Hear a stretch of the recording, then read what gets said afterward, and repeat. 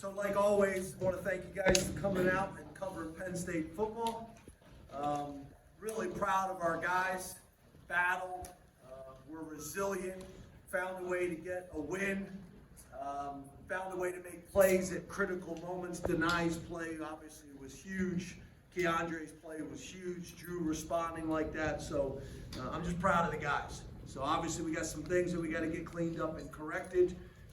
But moving forward, we got to get back to stacking days, stacking wins, and learn from the last 2 weeks' experiences. So appreciate you guys coming out and open up to questions.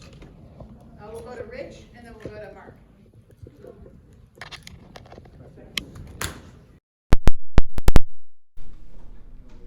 You mentioned Drew.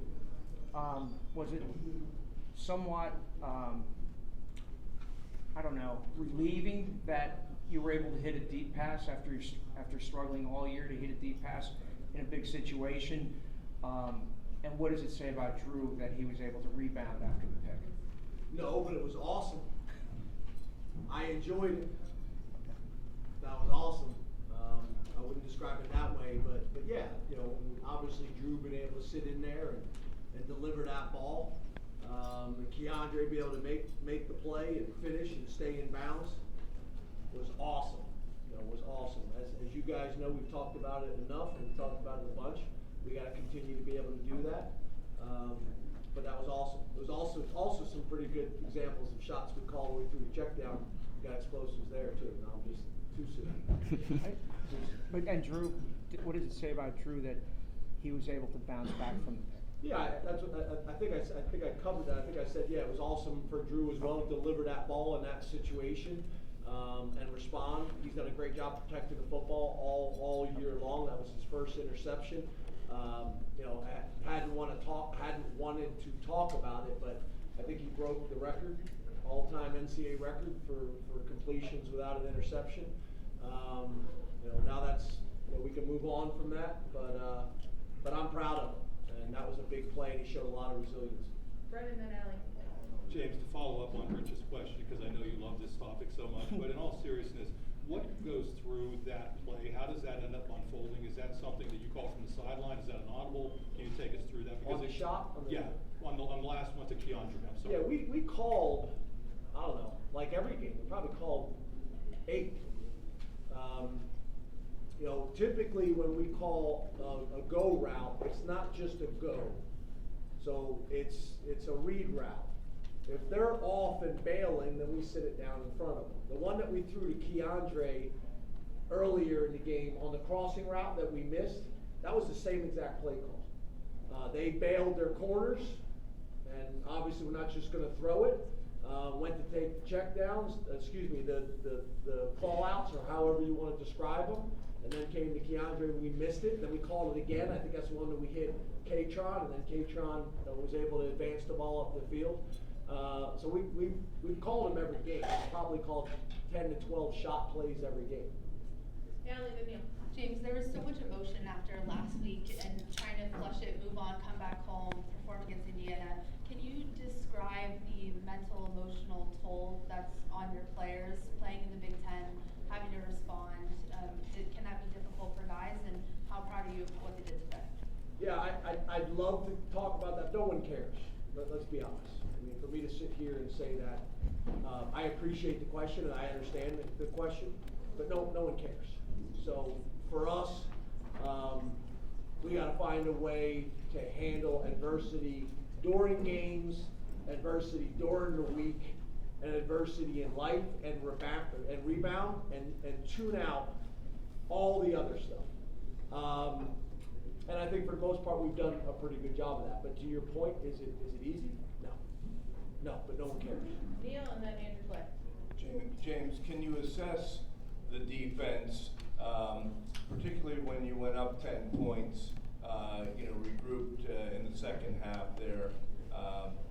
Were they throwing some things at you that maybe you didn't expect, or just overall what you thought of the defense? No, we just had some blown coverages that we haven't had. And sometimes, I'm gonna be honest with you, you make a mistake and the offense doesn't find you when you make the mistake. And we made some mistakes, this game, specifically the one where it's either a corner fire or a linebacker blitz, depending on the formation and the split. And both of them ended up coming. And we were obviously in trouble. So we made some mistakes this week that are uncharacteristic for us. Gotta give Indiana credit. They did a good job. We think that we went into that game feeling like that quarterback's a good player. Thought he played well today. Thought he played really well today.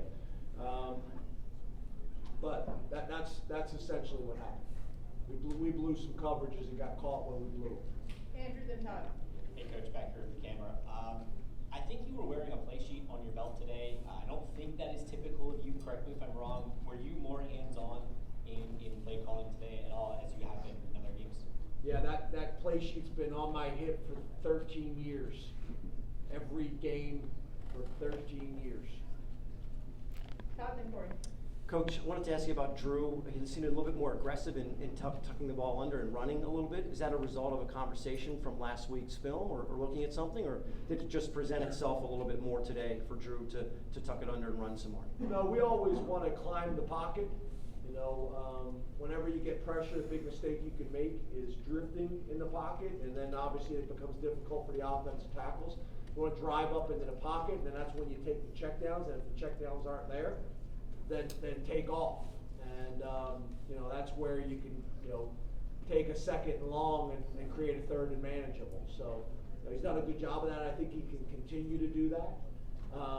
I think there's some things in the run game where he can help us as well on some of the zone read stuff. If we'll pull it and run it out the backside or pull it and throw it, I think those things will help us as well right now.